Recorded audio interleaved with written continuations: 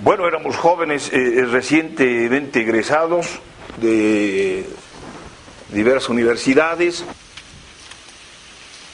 Realmente era un grupo de personas que, es importante recalcarlo, estaban absolutamente identificadas con la posibilidad del cambio social en Bolivia.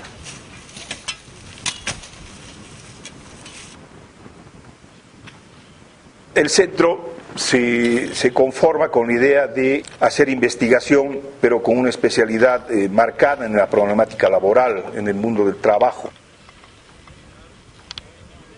Es decir, es un centro que hace investigación, pero una investigación que esté al servicio del debate con los trabajadores.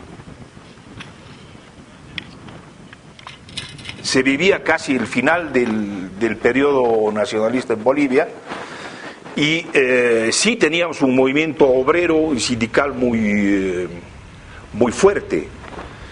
Sin embargo, CEDLA comenzó a trabajar también en sectores que, a pesar de esa fortaleza que caracterizaba al movimiento obrero sindical, habían sectores de trabajadores que no estaban sindicalizados.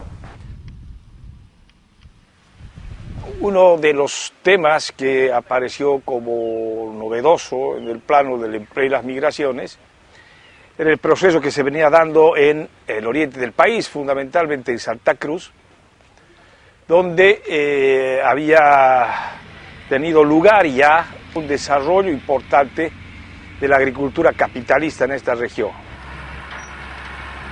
Bueno, CEDLA estudia este fenómeno, comprueba el nivel de asalariamiento al que habían llegado las relaciones laborales en esta región del país, en este campo agrícola, y da los elementos necesarios y brinda la información necesaria para que estos sectores de trabajadores comiencen a utilizar esta información para la defensa de sus intereses y sus derechos.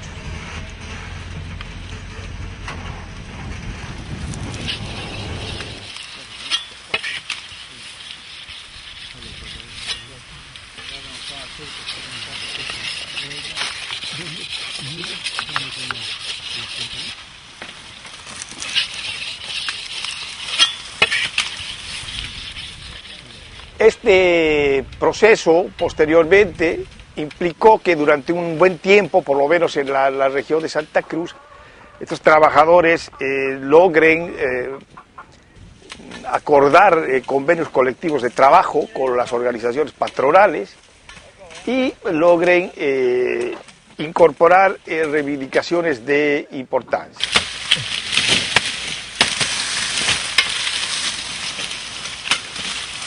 Esta situación va a sufrir un cambio dramático en 1985 a partir de la aplicación del modelo de ajuste en Bolivia, del neoliberalismo, donde, como todos sabemos, no solo los derechos de los trabajadores asalariados permanentes se vieron absolutamente violados, sino que en el caso de los obreros agrícolas en Bolivia se vieron francamente negados a partir de ese momento.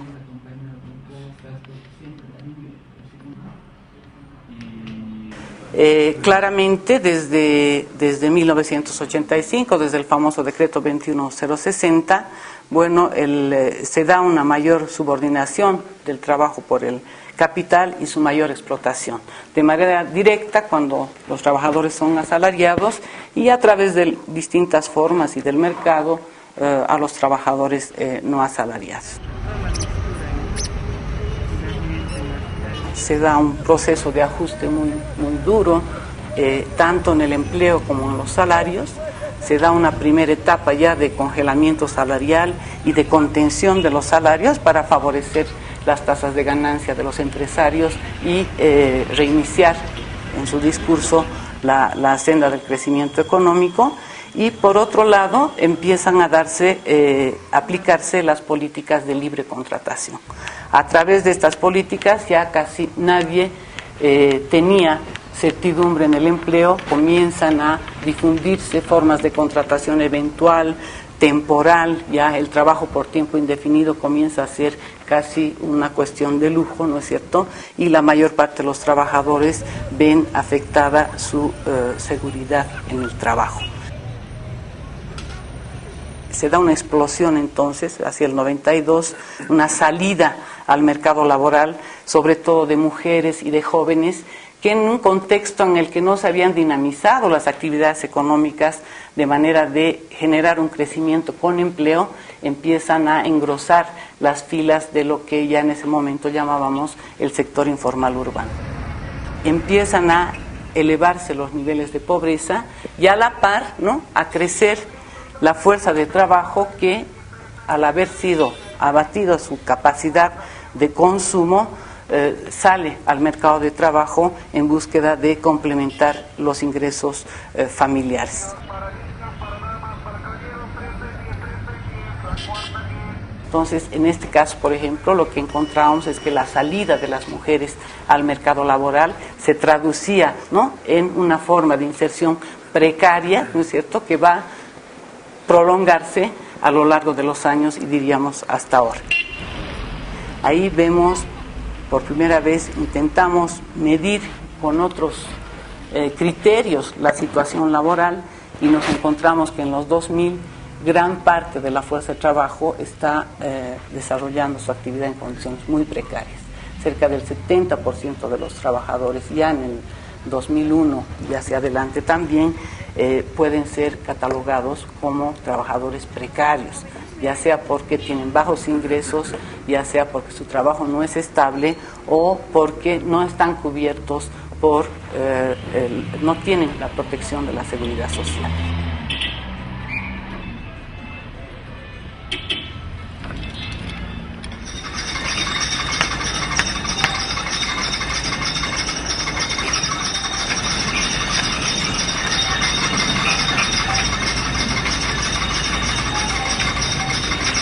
Ya para la entrada a este siglo hay un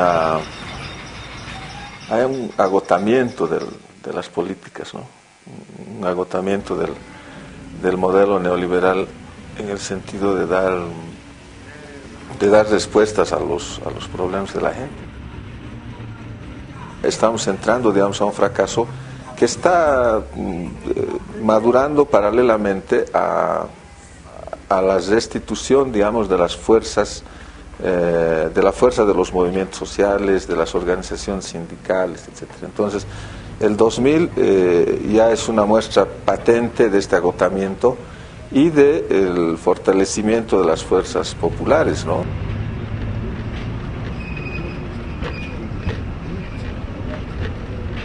Se va a dar un movimiento que, en mi criterio, es uno de los más importantes, ¿no?, que marcan este ascenso de las luchas sociales, que es la recuperación de Huanuni, ¿no? En realidad, sobre una lucha del sindicato de Huanuni que expulsa a una empresa que se había comprado prácticamente la mina y la fundición de Vinto, y los trabajadores demuestran que sí se podía manejar eficientemente una empresa, que podían acumular reservas para invertir, etcétera, que era una respuesta contundente al neoliberalismo, pero además que apuntó, yo creo, al corazón, ¿no?, del modelo, que era la participación de la inversión extranjera.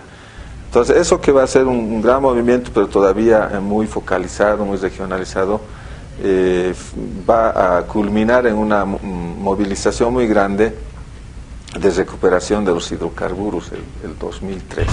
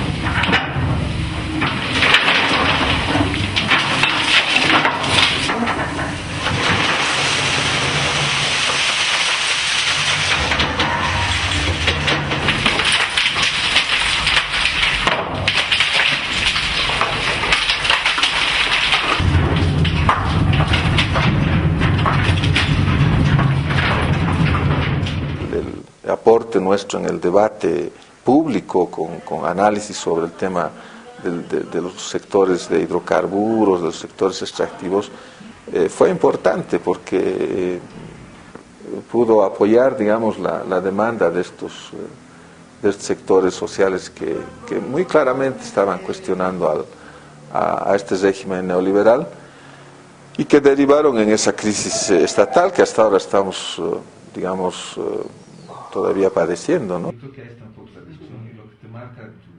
Y el 2005 se pensó de alguna manera que con las elecciones generales ganadas de manera extraordinaria por la presidencia de Evo Morales, podíamos comenzar a caminar hacia un proceso de reversión de esta crisis o recomposición de un estado, del estado que habíamos llamado neoliberal, de la etapa neoliberal. Estamos viviendo, después de 3 años, una continuidad de esta crisis y creo que de aquí en adelante todavía esta crisis nos va a acompañar unos años más, ¿no? Porque es una crisis, cuando hablamos de crisis del Estado, es una crisis de la sociedad boliviana. Y esta crisis profundamente incorporada en nuestra dinámica de relaciones sociales, económicas, políticas, va a acompañar los nuevos desafíos del CEDLA. Cuando el CEDLA se plantea un nuevo plan institucional el 2006, lo que plantea fundamentalmente es intentar comprender y explicar desde la estructura, desde su origen, las causas de esta crisis estatal, ¿no? Y así también intentar dar a la sociedad boliviana y fundamentalmente a los trabajadores respuestas sobre los alcances y los límites de las distintas políticas públicas que se van a ir desarrollando de aquí en adelante. Creemos que lo que el CEDLA vaya sacando de aquí en adelante podrá volver a ser un insumo muy, muy importante para comprender cuáles han sido los límites en realidad de la respuesta que han dado el sistema político a las demandas sociales. ¡Viva el mercado! ¡Que viva! ¡Viva la nueva Constitución Política del Estado!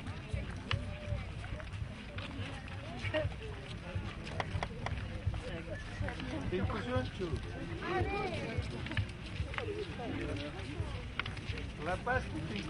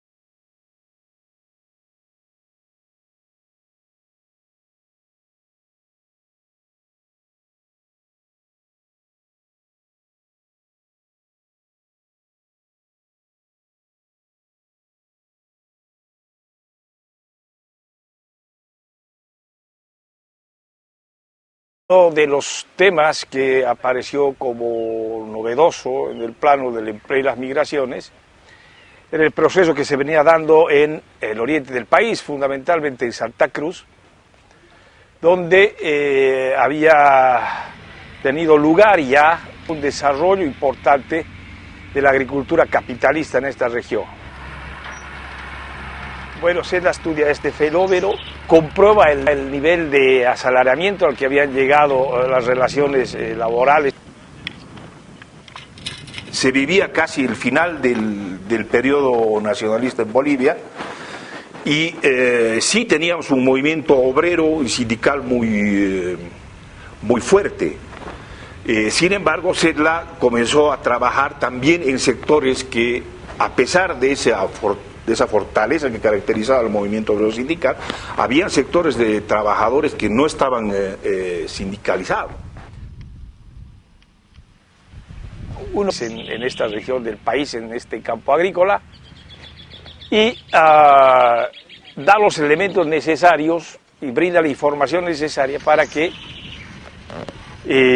estos sectores de trabajadores comiencen a utilizar esta información para la defensa de sus intereses y sus derechos.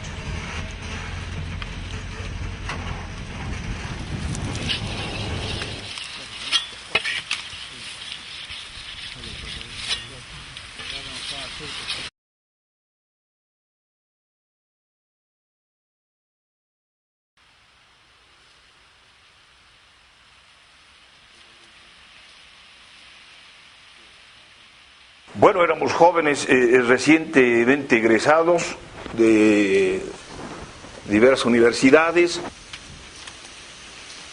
Realmente era un grupo de personas que, es importante recalcarlo, estaban absolutamente identificadas con la posibilidad del cambio social en Bolivia.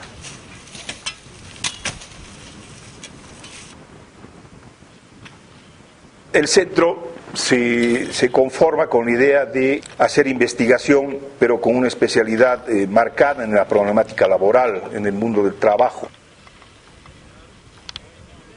Es decir, es un centro que hace investigación, pero una investigación que esté al servicio del debate con los trabajadores.